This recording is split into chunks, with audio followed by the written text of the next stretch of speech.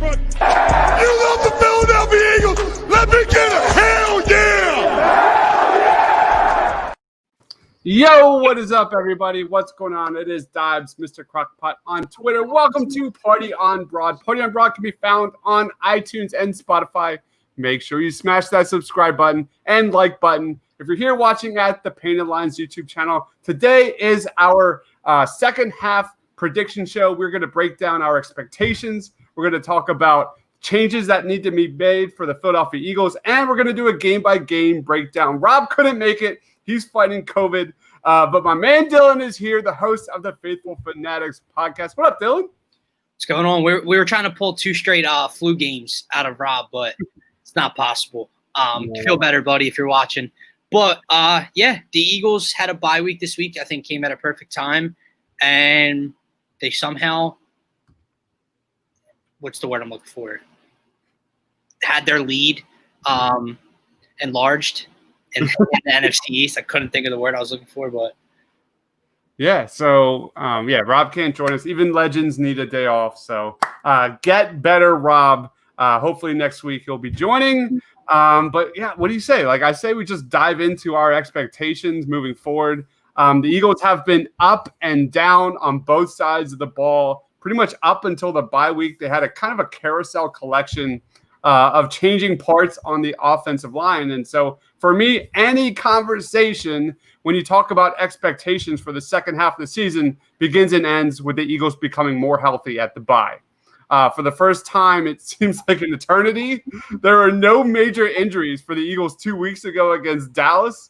You see Lane Johnson, Jason Peters, for better or worse, Miles Sanders, Alshon Jeffrey, Dallas Goedert, Jalen Reagor, even Zach Ertz is on the mend. So more stability on offense, finger crossed, means the Eagles can kind of get back to not only winning, but more importantly, keeping Carson Wentz clean and off the ground moving forward. So why is that significant? I think the Athletic Shield Kapadia had a really awesome stat today. I don't know if you checked that out. But Carson Wentz produced a positive play on just 25.8% of the time this season when being pressured, which ranked nearly second to last among qualifying quarterbacks.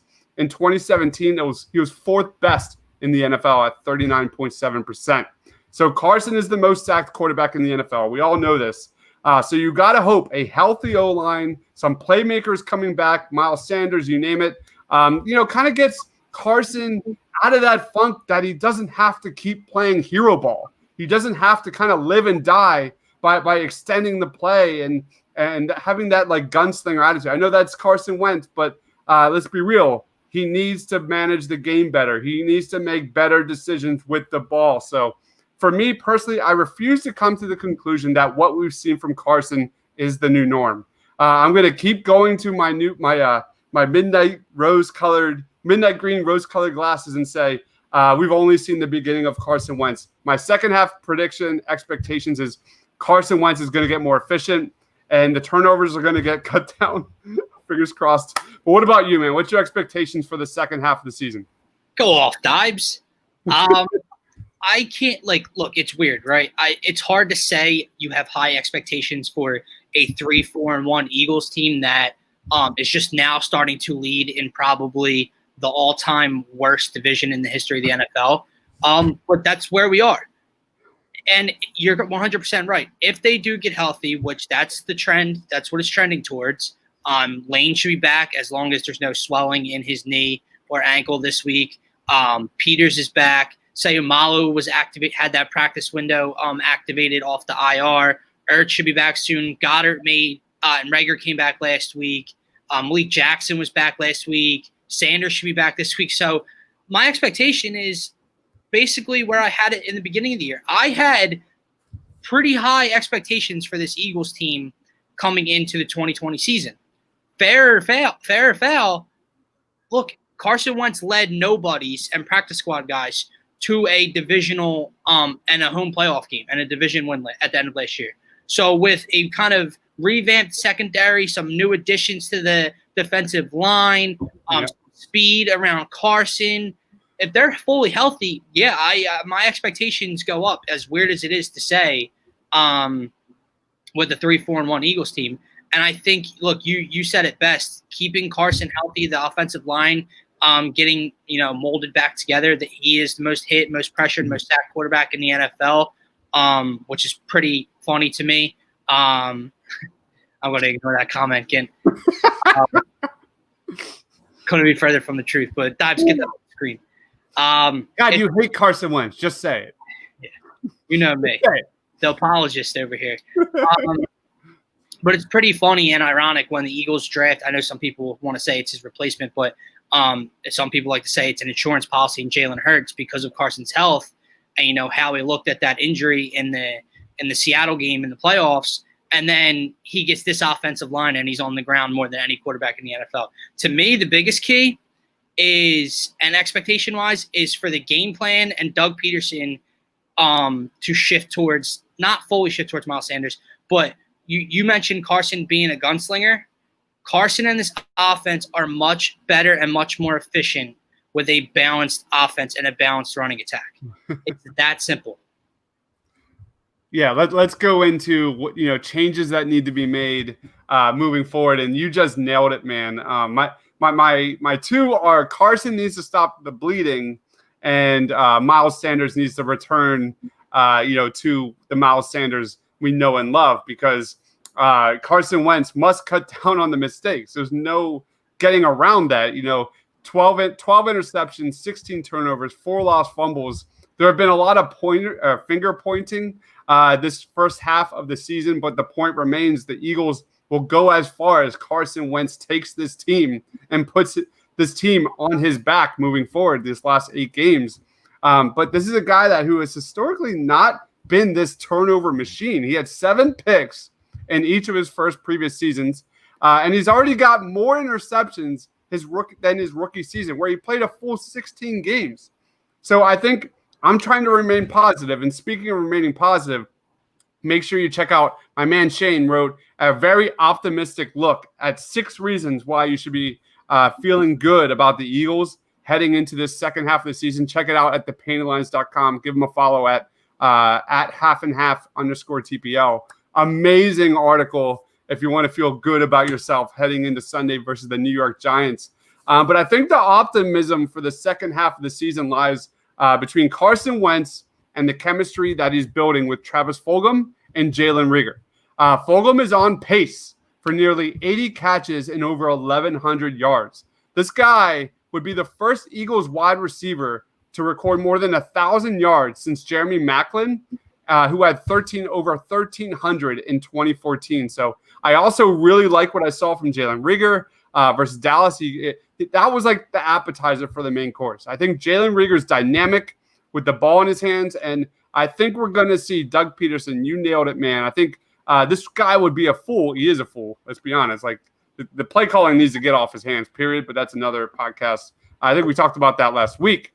But the Fulgham duo is super promising to someone who loves to watch kids develop, which is me.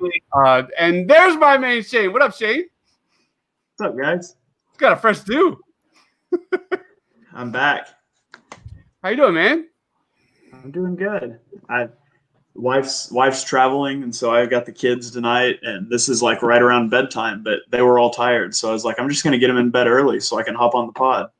Fantastic. So we just started talking about our expectations for the Eagles' second half of the season. Like, how do you see this team trending towards this second half? And I plugged your awesome article at thepaintlines.com. I heard I was on YouTube begging for the join link because I tried last week and it wasn't the same, but Dylan hooked me up. Yeah. Thanks, Dylan. I mean, I don't know what to expect, to be honest. I mean, I'm expecting that things are going to get better as we start to have guys come back from injury. But, we could very well lay an egg against the Giants on Sunday and we're back to square one because, I mean, again, the Giants, I don't think they're a good team, but I think they're a better team than people think. And so, I just want to see the Eagles get healthier and see the young guys keep doing well because ultimately the success of this season and the future is on those younger guys. That's why I don't want to see guys like Alshon or Deshaun back this year. Yep. My other main kind of change that needs to happen is the way you use Miles Sanders. I'll throw this next to you, Dylan, after this. Miles Sanders was projected to be back versus the Giants this Sunday. And like, while the production has been really good, like, it's been a really tough year for Miles Sanders. Like, he's simply not as involved as he was. But despite the limited touches, like 87 yards per game, 6.1 yards per average. So Doug Peterson must get this guy involved on offense. And I'm talking about not just one half, for 2 full freaking halves, because what we see repeatedly is Sanders is running, bang, bang, bang, and then he doesn't touch the ball the rest of the game. So I think for all the obvious reasons, Miles Sanders is a huge key for the second half of this season. Throwing it to you, Dylan. Yeah, offensively, I think you've touched on both already, and I'll just try to go a little bit off of those. That is Miles Sanders, as I mentioned before, as you just went on. Look, Doug he's your most talented skill position player. I know we all love Travis Fulgham, and Travis Fulgham has the potential to be an actual number 1 receiver for Carson Wentz. But the bottom line is Miles Sanders is your best position, your best skill player. Okay, you have to find different ways to get his hands in the ball. Dobbs, you mentioned his average, his yards per carry and yards per game. I'm with you. I think you can also contribute that to the shaky offensive line play, the different combinations. So that's what I really want to see again is this offensive line. Yes, we're still going to miss Brandon Brooks dearly, but getting him behind that, the projected starters would be nice for once. And like you said, Doug has a tendency to watch something work right in front of his face and just abandon it. And whatever happened to the philosophy of run it till they stop it? He refuses to believe in that. I'm not sitting here saying you need to run the ball 25, 26 times a game. I don't even think Miles Sanders is that kind of running back. But like Christian McCaffrey, right, on Sunday. I'm not comparing the two. But Christian McCaffrey, I forget how many carries he had, but he also had 10 catches. Miles Sanders needs to be more involved in the screen and receiving game. And then the second part is Carson just playing better, flat out. I'm a Carson apologist. I know we joked earlier about him and Jalen Hurts. I have full faith in number 11, but there's no doubt in my mind that he's played his worst football as the Eagles starting quarterback this season. So I need Carson to get back to 2 weeks ago versus the Giants, second half of the Ravens, second half of the Steelers, Carson Wentz. That's really it. Defensively, look, obviously we all don't like Jim Schwartz. One thing, but we're not going to see it, but one thing that I would obviously love to see is different coverages and secondary play. Like this defensive line can dominate any given Sunday and is your most talented and deep part of your roster. But when you have, like, I've watched Aaron Rodgers do it for over a decade. No matter how good your defensive line is, no matter how quickly they're going to get to the quarterback, if you're sitting your corners 8 yards off the line of scrimmage, I watched Aaron Rodgers do it to us on a Monday night 2 years ago or 3 years ago. Bang, screen, bang, slant, and just get the ball out of his hands quicker. You have a true number 1 corner in Darius Slay. Use him as such. Amen. How about you, Shane? Any changes that need to be made? Any expectations for the second half before we get into our game-by-game schedule prediction? Have you guys looked up Miles Sanders' stats recently? Yeah. I have not. Okay, so if you were going to guess, how many yards per carry do you think Sanders had in 2019? In 2019? 2019. I'm at 4.8. I'll say lower. I'll say 4.6. Oh, I should let you finish. I was just going. So 2019, he had 4.6. Okay, offensive line's been a train wreck this year. What do you think his yards per carry has been in 2020? I think it's higher. Huh? I think it's higher. Yeah, 6.1. 6.1 yards per carry. Like, yeah. You got to give him the ball. Okay, so Carson Wentz, and I mean, I hate to say this, Carson Wentz needs a strong rushing attack. Okay, the Carson Wentz that we saw in 2017 is not coming back. That guy's gone. That ship sailed. He's not walking through the door. Okay, But the Eagles don't need him to be an MVP candidate. They just need him to be a quarterback in like the 10 to 12 range. That would do it with the weapons he's going to have with Goddard and Ertz and Fulgham and Rager and Ward, Dives guy Ward, right? He's got Miles Sanders. Like with all these guys, we don't need him to be Patrick Mahomes. We just need him to be a competent quarterback that you can trust. Like I'm tired of riding the roller coaster with this guy. I'm tired of having to qualify. Like we need the second half of the Ravens game wins, not the first half of the Ravens game. Like we can't keep doing that. He has got to find some consistency. With Wentz, the highs have always been high. The lows have been low. Like the talent is there. He can make every throw that a Patrick Mahomes can make. He just won't do it consistently. He might be Daniel Jones the next play. And you can't have that. Like at a certain point, consistency is more important than that top end talent. And I would take if he could just be a steady top, like number 12 type of quarterback in the league, that would be a much better outcome for the Eagles than if we just keep riding this roller coaster every week. And so that's what I want to see. I want to see Miles Sanders run the ball, and I want to see Carson Wentz just be an average quarterback consistently. And I'm going to piggyback off of that. That's what Dylan said. Feed Miles Sanders. And what we saw, you look at the Eagles' struggles, it goes half to half pretty much all season long. They don't put together a single game plan for 4 quarters together. Miles Sanders has 26 second-half carries in 5 games this season. How many did he have in the first half? 45. So you want to know why the Eagles had early struggles during the second halves of games early on this season with Miles Sanders. Doug Peterson doesn't give him the ball. Feed him the ball. So it's just not – it's that simple.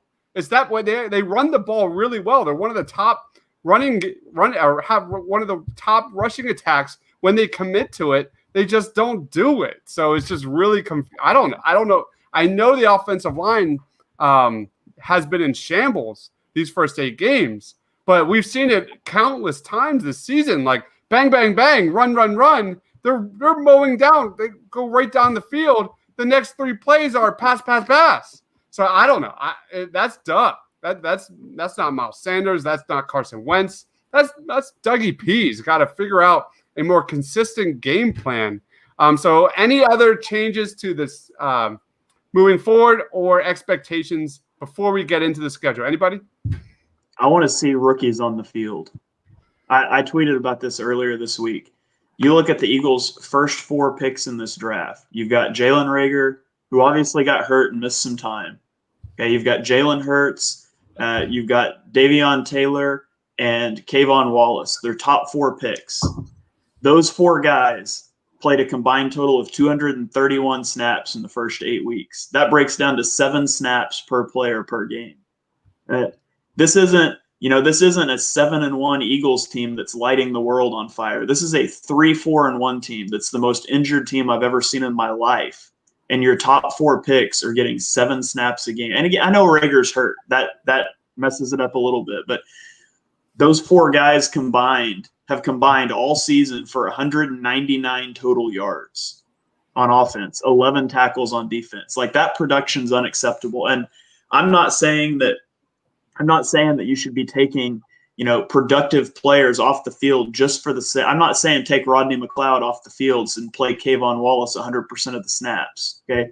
I still want to make the playoffs, but I don't think putting these rookies on the field in some role and making the playoffs are mutually exclusive. I think you can make a push for the playoffs using guys that are going to be here long. This division's terrible. Like at this point, if the Eagles don't win the division, it's going to be the worst meltdown I've ever seen. Mm-hmm. And so I want to see these guys on the field, get them some experience, let them get ready for next year. Did you guys see that the Eagles have a higher percentage of winning the NFC East than the Steelers do of winning that AFC North? You didn't see that? No, that's hilarious, though. That's hilarious. I'm so glad we're in the NFC East. My goodness, that's ridiculous. Last thing, expectations is obviously the improved play of the linebackers. I don't think it's any secret that you saw versus the Dallas Cowboys. Alex Singleton, TJ Edwards, my man Sean Bradley.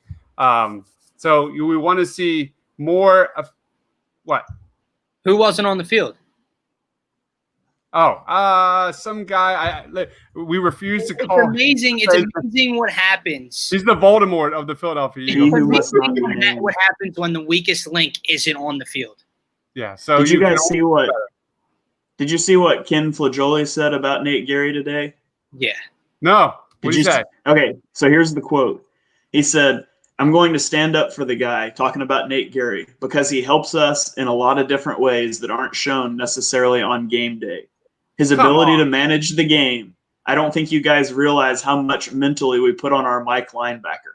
Like, okay, so first of all, if your qualifying characteristic for the linebacker that plays 100% of the snaps is he helps the team get ready for the game, you don't have a good linebacker, you have a coach. Okay, so that's one thing. And maybe he's a better coach. Maybe he does a better job than Schwartz because he's terrible. So it is possible that Nate Gary could just be the defensive coordinator and this team would be better. Okay, but second of all, your linebackers suck worse than the NFL. If your scheme is putting that much pressure on your Mike linebacker, that goes back to the top. Your scheme is terrible. If you care nothing about the position, invest nothing in it, and then have the audacity to turn around and say, we put so much pressure on our Mike linebacker, maybe don't. That's all I'm saying. Wow. All right. Any last comments? We'll go to the schedule. Everyone good? I'm good. All good. All right. Let me share a screen here. Let's get this up. All right. There we go. We got a schedule going down here. So really, really tough schedule coming up for the Philadelphia Eagles. There's a ridiculous 5-game stretch against the Browns, the Seahawks, the Packers, the Saints, and the Cardinals. That's a combined 28-12 record. On paper, it looks brutal, especially when you consider the quarterbacks Jim Schwartz is going to be facing. Aaron Rodgers to Russell Wilson. Even Kyler Murray is that like dual threat quarterback behind one of the league's best offenses. So Seattle's offense is 3rd best. Green Bay's is 9th best. The New Orleans Saints is 10th best. Dude, it's going to be murderous row here. So Jim Schwartz clearly has a steep hill to climb moving forward. However, if the Birds win like 3 of their remaining divisional games, it doesn't really matter, right? Like they win the division. So let's start with week 10 at the New York Giants. The Giants nearly beat the Eagles a few weeks ago. When you look at it closer, I think Joe Judge really has his players playing hard and a lot better. On the other side, the Eagles' offense was pretty bad heading into the bye. It was a complete train wreck. Nothing about this game screams easy win to me. If I look at one team and the other, I'm going with a Giants win on this. Sorry, I think the Eagles are going to lose this. They're going to come out the gate moving slow, out of sync on offense. I've got the Eagles taking the L here. What about you, Dylan? If the Eagles take the L, and I know they'll still win the division, I'm going to be headed out the door. Because with as stagnant and vanilla as your offense has been, yours being your head coach and play caller, Doug Peterson, as poorly as you've played, you being Carson Wentz, heading into the bye week, you need to come out, and this offense needs, especially fully healthy now, which we're expecting, you need to come out and just beat a bad team. Yes, I'm with you, Dobbs. Joe Judge has his team competing, and they've been in a lot of games. They took Tampa Bay and Tom Brady to the very end. It took a miraculous comeback by 11 for us to beat them at home a few weeks back. They beat the Washington football team, who people were saying, don't count them out with the Eagles in the NFC East. So he has them competing. They're still not a good football team. And if you, the Eagles, want to be a good football team, coming out of a bye, this has to be a win. Newsflash. The Eagles aren't a good football team. There's no way you can convince me that the Eagles are just going to run this division. I'm not saying that. Based on everything you've seen so far. I'm not saying that. But you're fully healthy now. And I had high expectations for a fully healthy Eagles team going into this season. So I'm banking on them starting to be a good football team. So I'm going to go Eagles win. What about you, Shane? Technically, we're not fully healthy, though. I mean, we're getting more healthy. But is Samalo back this week? I know they activated his practice window. Is he supposed to play Sunday? I haven't heard his name, so I'm not sure. I don't think so. Yeah. I know Sanders is supposed to be back, and I think Ertz is supposed to be back. I know that they activated Sayamalo's window, but I don't think he's supposed to be back this week. Okay. But I'm not positive on it. But regardless, getting healthier. I think last year Peterson was undefeated coming off of the bye weeks. Did we win after the bye week last year? I believe so, yeah. Okay, don't quote me on this. It's on a podcast, not an article, so nobody can tweet the gotcha at me later. But I'm pretty sure Peterson's undefeated after byes. No. He lost in 2016. I think he's only lost once coming off of a bye. And the 2016 bye was horrible. You guys remember that 3-0 bye week? Oh yeah. Yeah, we were 3-0, had the week 4 bye, and thought we were going to win the Super Bowl, and then we lost like 4 games in a row. But anyways, yeah. Anyways, so if we know the Eagles' defense is terrible. That's not changing. We think the offense is going to get better. If the Eagles lose this game, and it is not because the defense gave up 40 points, it's time to hit the panic button. The Giants' defense is not good. Okay. The strength of the Giants' defense is that defensive tackle group. So you may have trouble running the ball. People are going to want to kill Doug because he's going to throw a lot. I get it this game. I would throw a lot too against the Giants. But I'm going to take the Eagles with the win. At the end of the day, I trust Carson Wentz far more than I trust Daniel Jones. And so, for me, I look at it and I think the Eagles come out with a win, which if they win and if the Lions go ahead and take care of business and beat the football team, then we're sitting there with a 2.5 game lead with 7 games left. And I'm feeling pretty good about that. All right. We have Matt McGinty saying, if it wasn't for J-Jaw, Nate Gary will be the worst Eagle ever. Is he the worst Eagle ever? I think of Clayton Thorson for me personally. Anybody else? It depends on what we're qualifying worst. Is it relative to expectation? Because I expected Clayton Thorson to be terrible. I wrote in my post-draft reaction that he wouldn't even make the roster. So that was the worst quarterback play I've ever seen. J-Jaw is an excellent blocker, and I will hear no J-Jaw slander.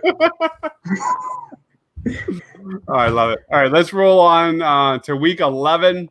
That is at the Cleveland Browns. The Browns are 1-2 in their last 3. They've been outscored 88-47 points during that stretch. Their one victory was a late, come from behind victory over the Cincinnati Bengals. Baker Mayfield is just super inconsistent. Cleveland has one of the worst passing attacks in the league. I like the Eagles' chances here to slow down the Bengals' run game and kind of make the Browns more one-dimensional. So the Browns have a decent rushing attack, 5 yards per rush attempt, which is 4th best in the league. They average 150 yards per game on the ground, which is 5th best in the NFL. Cleveland's defense really struggles, though, against the pass. They're bottom in the league in terms of allowing passing yards per game. I think they have a pretty average defense overall. I'm going with the Eagles W here, just because it's the Cleveland Browns. So what about you, Dylan? It's definitely a winnable game, obviously, I think. But I'm going to go with a loss here. Okay. Because, I'm with you. If you make Baker one-dimensional, especially with no Odell now, and they have to air it out, but they have some guys offensively, and I'm just not sure the Eagles are going to be able to stop a 1-2 punch because Nick Chubb's going to be back. So Nick Chubb and Kareem Hunt, they have Jarvis Landry, they have Austin Hooper, and we know how the Eagles do against linebackers. How the Eagles linebackers do against tight ends. So this should it be a win? I believe so. Will it be a win? I'm going to say no for now. Got it. What about you, Shane? I feel like the Eagles take the Browns. I don't trust the Browns offense. I don't trust Baker Mayfield at all. And I mean, the real sticking point for me here is can you really predict the Eagles to win back-to-back games? Because that doesn't happen very often. And I mean, if you go back before the bye, this would be winning 4 in a row. Yeah. And so, I mean, that'd be a heck of a streak. We haven't seen something like that since 2017, but I do think they take care of business against the Browns. And I think they're sitting at 5-4-1, and we're all calling for the Super Bowl run before our hopes get dashed on Monday Night Football. So, I mean, just quick, guys. Like, even though I think the Eagles should win these games that we're going to be talking about, like, not an ounce of my body thinks the Eagles are going to, actually do what they're supposed to. Yeah, I got it. That makes sense? Yeah. That's the Philadelphia coming out on you. Yeah. I mean, like, we've seen it all season, though. Like, the Eagles should do this, and Howie and Doug and Jim are just completely inconsistent all the time. And this is just the reality of being an Eagles fan. Let's move on to Week 12 versus the Seattle Seahawks. Seattle's defense is giving up the third most points per game, but the Eagles have never beaten Russell Wilson. In fact, the Eagles have lost to the Seahawks 6 straight times dating back to 2011. Russell Wilson leads the league in touchdown passes this season. They have the best passing attack in the league, second best in the league in yards per play. While the Eagles should be able to score with the Seahawks, there's no way they're going to be able to keep up the pace with the Seahawks. I have the L here. What about you, Dylan? Well, you have the L. I heard Shane's early prediction. So he's going L. That streak ends. That streak ends, and I'll tell you this. Dallas Cowboys defense has more holes than Swiss cheese. The Seattle Seahawks defense is really, really, really bad. I don't remember a week. I don't know how many games I have to go back for where their defense let up under 30. They don't protect Russ very well. They don't run the ball very well. Chris Carson's in and out. So he's banged up. And I just found last year with all the injuries the Eagles had, obviously very different team. So are the Seahawks. Russ has looked way better also. DK Metcalf's a different animal than he was his rookie year. I understand that. But the Eagles lost both games 17-9. And I firmly believe that if Carson Wentz doesn't get cheap shotted by Jadeveon Clowney, the Eagles win that postseason game at home. So with a bad defense, an offensive line that can't protect Russ, and the Bills just laid out the game plan on how to make Russ just look human. You're not going to stop him. Make him look human. And if the Eagles' offense is fully healthy with Ertz back and Sayumalo will definitely be back then, I would imagine, then I think they win this game at home. All right. What about you, Shane? You could trade Russell Wilson to the Jets and have the Jets' entire first team have COVID playing at home, and I'm still taking Russell Wilson. Like, if Wilson's on the field, I'm never giving the Eagles a win until they prove they can do it. I mean, I love it, but there's no way I can talk myself into that until it actually happens. Yeah, there's a very short list of players in the NFL that give me nightmares. Russell Wilson's on the top of that list, absolutely, 100%. Let's roll on to the Green Bay Packers, Week 13. This is at Lambeau Field. This one is scary on paper as well, guys. Darius Slay should be able to kind of blanket Devontae Adams, who looked terrific, by the way. But the Eagles need to recreate last year's game plan, which was running the ball down the Green Bay Packers' throat. However, this is Doug Peterson we're talking about, and I just don't have the confidence that Dougie P is actually going to take the playbook out of his face and watch the freaking game that's happening on the field and realize that, oh, wow, maybe running the ball does help Carson Wentz. So you look at this Packers team, they have one of the best, like the Seahawks, actually, they have one of the best passing attacks in the league. I just don't see the Eagles offense being able to keep pace. Plus, the Packers might have a little chip on their shoulder after the Eagles took the W away from them in Lambeau last year. I've got an L here. What about you, Dylan? I've got a loss here, and this game almost screams route, in my opinion, in the wrong direction. I just see this. Look, I know, Dobbs, you're 100% correct. Like, if we could just take what we did last year and replicate it, and that was in Lambeau as well. Lambeau, Green Bay in December never sounds fun. It doesn't sound fun now looking at it. December 6th, 4:25. That's probably going to be the game on Fox. This has one of those games where I brought up Aaron Rodgers earlier with Schwartz's defense, and I know last year they won, so he did something right. But Schwartz's defense, it's just one of those games where I don't see the Eagles getting off the field on defense. Like I can't. I just see third down conversion after third down conversion, sticks defense. Rodgers throws for 400, 4 touchdowns. Like, so I'm going loss in Lambeau. Shane, I think that game's winnable. The Packers don't scare me, and I know that sounds ridiculous to say, but for whatever reason, I feel like we always play the Packers well. But that said, at Lambeau in December, like Dylan said, I'm not picking the Eagles, but I would not be surprised if it's a lot more competitive game than people think. And I wouldn't be shocked if the Eagles sneak out with a win. But I still think it's a long shot. I think it's more likely the Packers win that game. All right, let's roll on to Week 14 versus the New Orleans Saints. This game's at home. The Saints are coming off a huge blowout win last week. Michael Thomas is a beast. He's back. So for me personally, it's going to be crazy depressing watching Malcolm Jenkins going up against Carson Wentz. That's my first thought here. Making plays all over the field. If he picks off Carson Wentz, man, it's just going to be straight waterworks on my end, at least. Similar to the Seahawks. Go ahead, Shane. What if he picks off Carson Wentz and runs it back and does the Deshaun Jackson fall into the end zone? I'd die. Every ounce of me on my insides just would start crying. But this one's a tough out for the Eagles, obviously. The Birds are 1-5 in their last 6 meetings, dating back to 2009 against the Saints. 3 of those were blowout wins for the Saints. Also similar to Russell Wilson, Drew Brees is 7-2 versus the Eagles since 2006 with a 3-0 record in the playoffs. So I've got the L here. I just don't think the Eagles are going to be able to kind of keep up with this squad. What about you, Dylan? Yeah, I have back-to-back losses here too. I think this is the game where the Eagles can keep it close.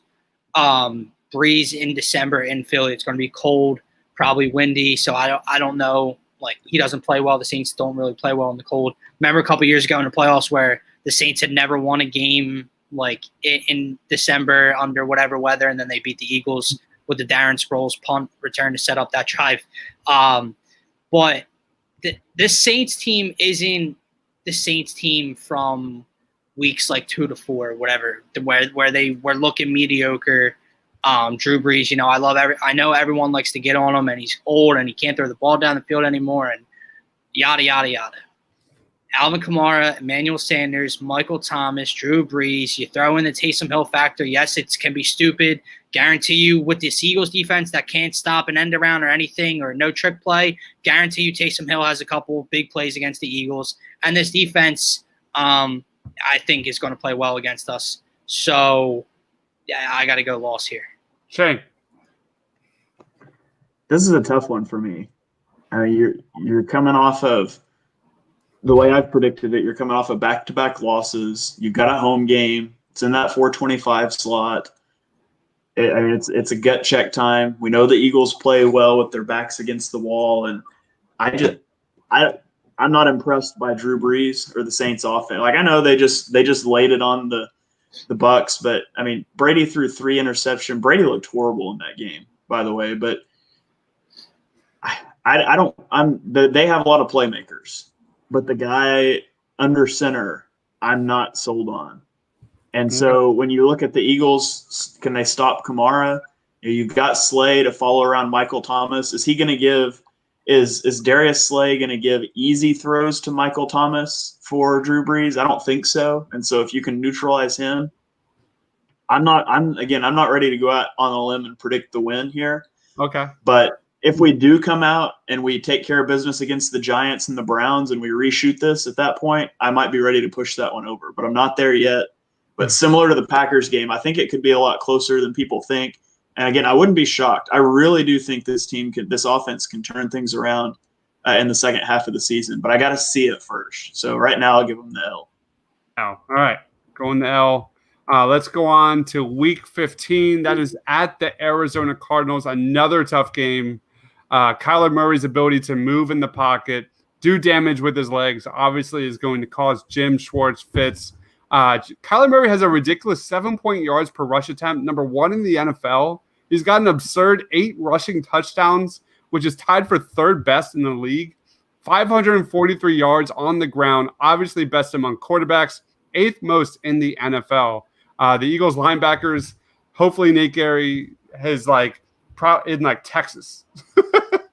But yeah, you look at the Cardinals defense, they're pretty good. They're like a average defense, 14th best in the NFL yards per play, 7th best in the league in sack percentage. I've got the L here for the Birds. What about you, Dylan?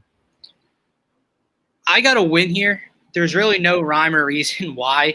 There's not much behind it. I know Kyler is like in that Russ, mode of mobile quarterbacks, which always gives the Eagles fits. They have weapons offensively. Obviously, DeAndre Hopkins, you're banking on Darius Slay, following him around. But I just think, look, if I go Packers loss, Saints loss, this Eagles team, who I'm predicting to be good in the second half of the year, isn't dropping 3 in a row. So if one of those gets flip-flopped around, like if they beat the Packers or beat the Saints, I can see a loss in Arizona. If my prediction goes true, I just think they win. I can't see them dropping 3 in a row to open up December, with the division on the line. Shane. I'm going to give them a win too.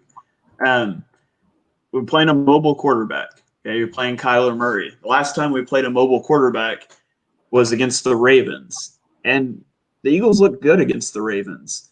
I think one of the X factors for the game against the Cardinals is going to be, I think Davion Taylor is going to see the field a lot. And, again, I don't think he's some superstar, but I think they'll use him to spy on Kyler Murray a lot. We saw them do that in the Ravens game, and we saw him make some good athletic plays using his athletic ability. I don't trust the guy to run the defense or do a lot in coverage, but I do trust him to have that high motor, chase down plays. And so I think just getting him on the field is going to be helpful for the defense. With Darius Slay, with the way he's played, as long as he's healthy, I'm really not concerned about any team's number 1 receiver. So I'm not concerned about Hopkins. But Larry Fitzgerald's there lurking. He's kind of been the Eagle killer in his career. But I do think I'm calling the Eagles are going to walk out of this one with a win. All right, let's go on to the Dallas Cowboys. This is at Dallas, Week 16. I think this one boils down to who the Cowboys have at quarterback here. Ben DiNucci was horrendous. We all know that. But Garrett Gilbert looked pretty good last week, guys. So, I'll go with the W here just because I would never, ever say the Eagles are going to lose to Dallas. What about you, Dylan? Yeah, I'll just lump the last 2 games in together. These are must-wins. These are bad football teams. Look, I know the Eagles right now are not a good football team, but come Week 16, Week 17, hopefully fully healthy, knock on wood. I don't have wood around me, but these have to be 2 wins, and I think they will be. So Dallas win, doesn't matter to me if it's Andy Dalton, Ben DiNucci, Gilbert, doesn't matter. It's a bad football team, one of the worst defenses in the NFL. An Eagles fully healthy offense should have no problem moving the ball against them. Shane? Is this really the 5th game in a row that's not in the 1 o'clock slot? Are we really going to get a Monday Night Football and then 4 straight 4 o'clock games? I'm betting at least 3 of these get flexed. They have to. By the way, we have a Cowboys fan joining. Right on Geek, someone talking about Cowboys country. Dude, there's no way you can be pounding your chest right now. No way. Did y'all see what Cowboys Nation tweeted out the other day, by the way, about the most injured? Yeah. About how it's the most injured season they've ever seen. So you just haven't watched football the last 3 years because you're not even the second most injured team this year. Your quarterback got hurt. Yeah. The Eagles literally had 2 starters on offense left, and look at the 49ers injuries. Cowboys have been banged up, but they're not even top 2 in injuries this year, much less ever.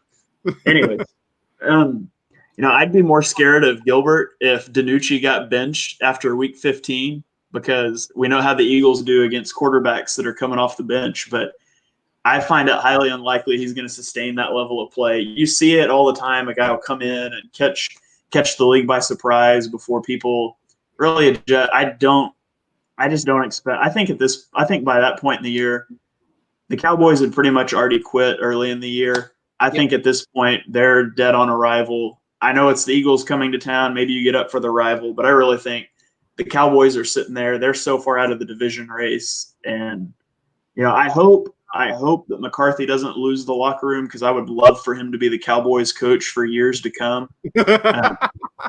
But I think the Eagles should win this game. If they don't, I don't know what we're talking about. Got the W. Last week of the season, week 17, Washington football team. Their defensive line, man, caused problems last time, but I just don't see that being as bad again with the Eagles getting healthier on the offensive line. However, the Washington football team's defense is 4th best in yards per play. They're 2nd best in the league in sack percentage. As an Eagles fan, I cannot fathom the Washington football team sweeping the Eagles this season. If so, man, that would be so incredibly disheartening. I've got an Eagles W here because I think the Eagles will be at that rallying point last week of the season. Maybe clicking a little. At least I hope so. I got the W. What about you, Dylan? Yeah, I have a win here to wrap up the season into the playoffs. And the Eagles would be the NFC champs. NFC East champs, excuse me. Kyle Allen's out now. Alex Smith is probably going to be the starter moving forward in Washington. You're right. That defensive line's not going to rack up double-digit sacks or near double-digit sacks again against the Eagles. Carson won't let that happen. Doug won't let that happen. Eagles win, and I'll say rather easily too. What about you, Shane? So, based on our predictions coming into this game, you have the Eagles with 5 wins coming into week 17. Dylan and I both have them with 7 wins. So, Dylan, here's the question for you. If the Eagles come into week 17 and we're 7-7-1, okay, and we've clinched the division before week 17 happens, okay? The last time the Eagles clinched the division, what did they do in week 17? They played Foles like 2 series, and then they played their backups. Are the Eagles in that scenario? Did the Eagles really play Carson Wentz a couple of 2 series and then put him on the bench and play Jalen Hurts? Is that going to happen? I think it's different. Well, okay, here's the thing. Nick Foles wasn't playing well at the end of that season, so when even taking him out after 2 series kind of scared me a little bit. So it comes down to how Carson's playing, right? If Carson's rolling, then I think this team has no worry about even just playing Hurts. But if Carson's struggling, backups or not, with this controversy looming in Philadelphia, if Jalen Hurts comes in and balls, it doesn't matter against who, with who, nothing. If he balls, you're going to have a portion of this fan base and media wanting Jalen Hurts to start the home playoff game. So I hope not. Mm-hmm. Yeah, I'm just imagining right now that it's clinched. We play the backup, right, and Hurts just comes in and lights up a football team defense that is non-existent. And man, I can't even imagine, but I shouldn't even put that in the universe. But I will say, I think at this point, if the Eagles are 7-7-1, they've clinched the division. And I do think you see a lot of guys take a seat. And so I could see this being a loss, but I'm gonna predict the win because for the reason that if you are going to put Wentz on the field, you're going to keep your offensive line on the field. You're going to keep, your young receivers that he needs more reps with on the field. And so I don't know that you rest Slay. I mean, you maybe Cox, some guys like that, but I think the offense will be largely intact, assuming that Wentz gets the start. And so they should plow through that team. We've got Brian joining. He frequently joins us during our pregame show. What's up, Brian? Make sure you go subscribe to his YouTube channel, The Joe Show. He says, I see Jalen Hurts coming in before week 17. If the Eagles lose next 3 games with Wentz, then Hurts comes in weeks 13 and 14. Any comment on that, guys? Do you see potentially Carson Wentz getting benched the second half? No. There's 0% chance of that happening. Look, it could be a little bit of my, Carson faith coming out. But, we keep talking about this Eagles team getting healthy. They're going to be healthy, right? And they're almost, without Sayumalu this week, maybe without Ertz, those are the only 2 starters that are going to be missing from the offense. I do not see Carson Wentz playing like he did against the Cowboys, no matter who's out there. And I think you're going to start getting more of the Carson Wentz of the Final 4 of last season than, the 4-5 rough games of the season. What about you, Shane? It comes down to what your goal for the season is. Okay?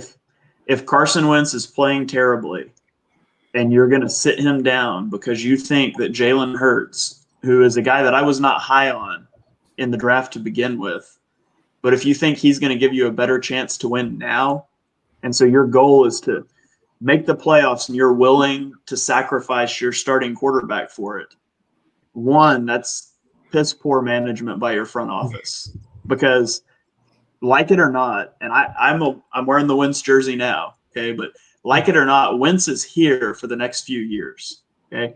He signed the $100 million deal. You are tied to this guy. And so if you're going to tank him, if you're going to bench him because he's struggling and you're not going to let him work through, you're going to bench him and put Hurts in, you're done. He's done, right? And we're going to see the Nelson Aguilar thing where he's going to go somewhere else in a couple of years and light the league on fire because he needed a change of scenery. Like, I can see that happening. On the flip side, I think there is a realistic scenario where you could see Carson Wentz get benched for a half. Like mid-game, I would have done this in the Dallas game. I would have put him on the bench in the second half and rolled with Jalen Hurts. Not as a long-term thing, as I don't know what's wrong with you tonight. You need to get your head straight. This is still your team, but you're going to take a seat. I can see that. You can't prepare all week for Hurts to be the starter and it still be Wentz's team. At that point, you burn the bridge and it's over. And so the only way I see them going to Hurts is a mid-game thing, or obviously if Wentz gets hurt. But yeah, this was kind of a good comment because I really kind of went into this during our show last week. Brian says Wentz says he's going to continue being aggressive. Maybe that's your problem, being over-aggressive.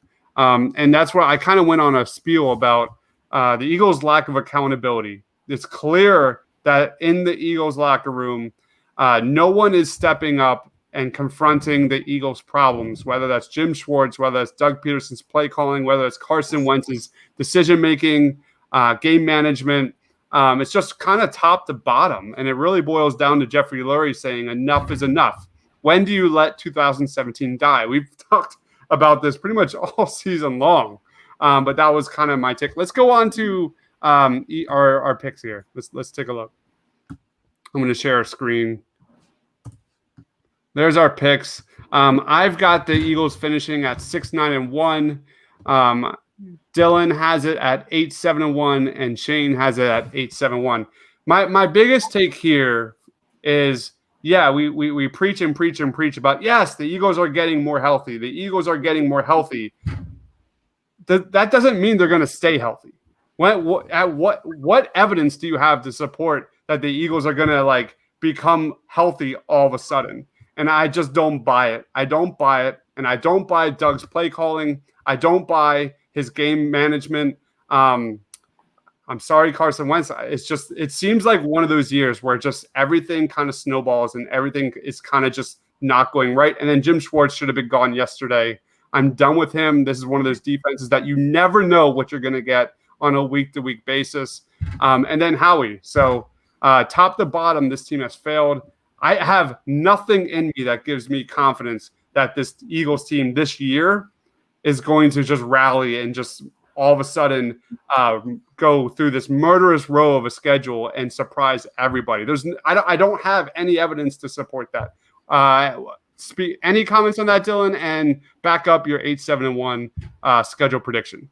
Yeah. So I can only look at. I get you. It's the Philadelphia. It comes out in me too. I know Carson's going to get hurt, or someone's more guys are going to get hurt. But at the same time, I'm only going off of what's in front of me on paper. And on paper, they are almost fully healthy. And Sayumalo will be back in a week or two. Ertz will be back in a week or two. And then they're fully healthy. So I'm going off of that. I can't just say, well, they're going to get hurt. The thing is, Dobbs, I normally would agree with you. This season should be over, man. We were talking after the Bengals game, that time. And then, they lose to the Ravens and the Steelers, which we all kind of thought, but still, it's killing your record. And it should be over. They're 3-4-1. They have a game and a half or 2-game lead in the NFC East. They are going to win this division. If they win a game after this bye week, as they should, against a bad team, they're 4-1. I'm with you. This team has done nothing. Like, they haven't shown me much. But the fact that they're going to be 4-1 after the start, I mean, it says a little bit something to me.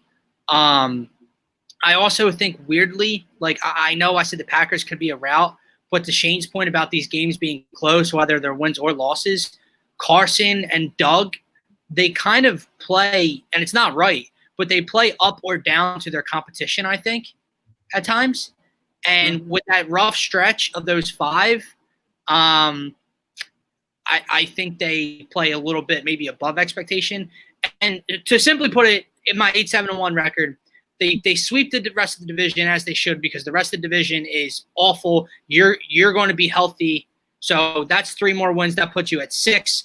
And then you got to win 2 of 5.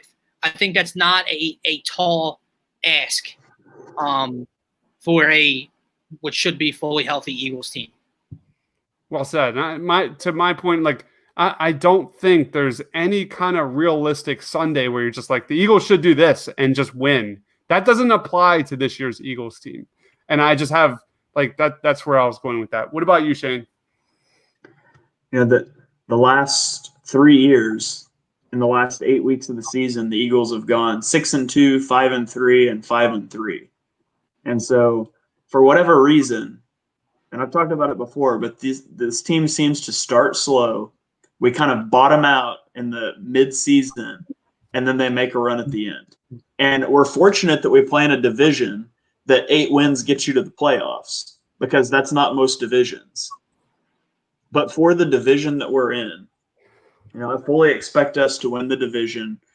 And like Dylan said, we so play to the level of our competition. It would not surprise me at all if we lose to the Giants and beat the Saints or something crazy like that. Like, it's just what they do, and I don't get it. And it's frustrating that we can't blow out a bad team, and then we stick with teams like the Ravens and the Steelers, but we're flummoxed by the Cowboys defense. I don't get it, but it's what this team is. Coaching, and it's coaching. Yep. Yeah. But you know, I am, as much as frustrating as this season's been, I'm so glad we're in the division that we're in, because, you know, in 2016 we were out of the playoff race early, but we had the rookie quarterback to watch. And so there was something exciting to watch every week. And every year since, obviously 2017, they blew everyone away.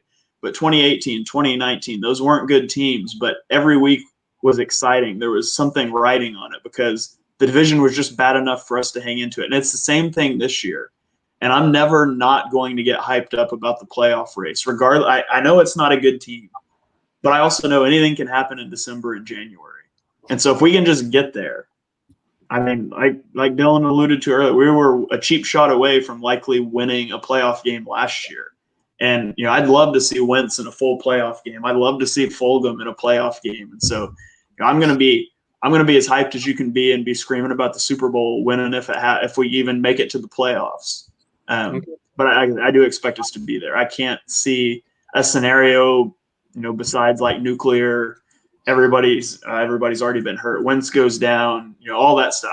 Besides that, I don't really see a path that we miss the playoffs, as bad as the division is. All right. So that kind of begs the biggest question. The elephant in the room is, if the Eagles make the playoffs, they get a playoff win, then they're out. Is that a successful season for the Philadelphia Eagles? What about you, Dylan?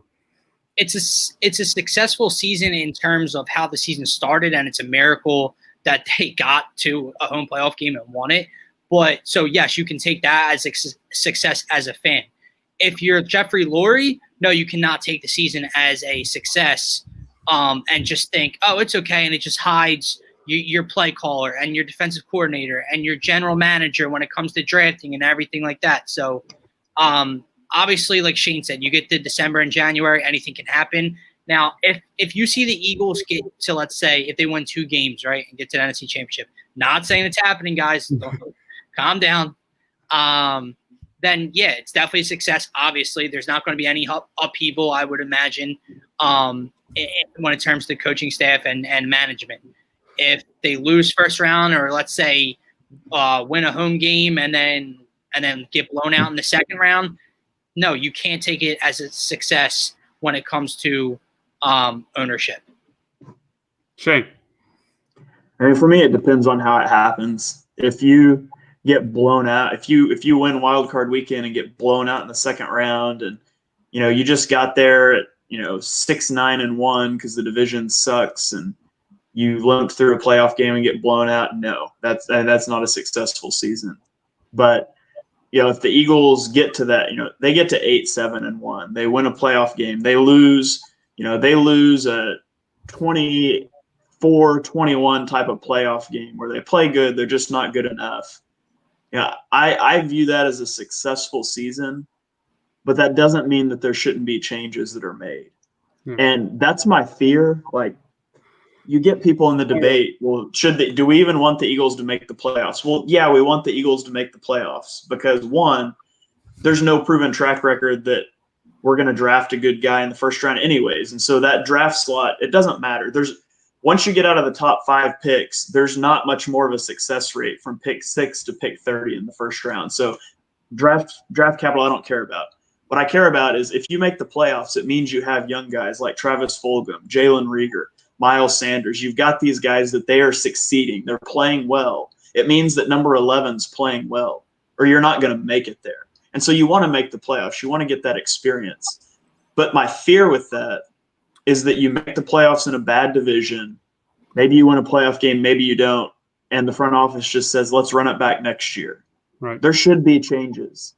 Unless we go 8-0 after the bye week and the defense, is giving up 12 points a game and the offense lights the world on fire, there needs to be changes. Peterson needs to give up play calling. Jim Schwartz needs to be gone. We need to evaluate some of these favorites like Jalen Mills and Nate Gary. Not our favorites, obviously, coaching staff. Those evaluations need to be made, regardless of the outcome. But, yeah, I mean, I want us to make a run to the playoffs just because it's exciting. And it's what's best for these young players. And your franchise quarterback. It's very Sixer-ish to me, Dibes, like the point you bring up, like should we count it as a success, and what will management do? Because, like, the Sixers were obviously going to make the playoffs. They do.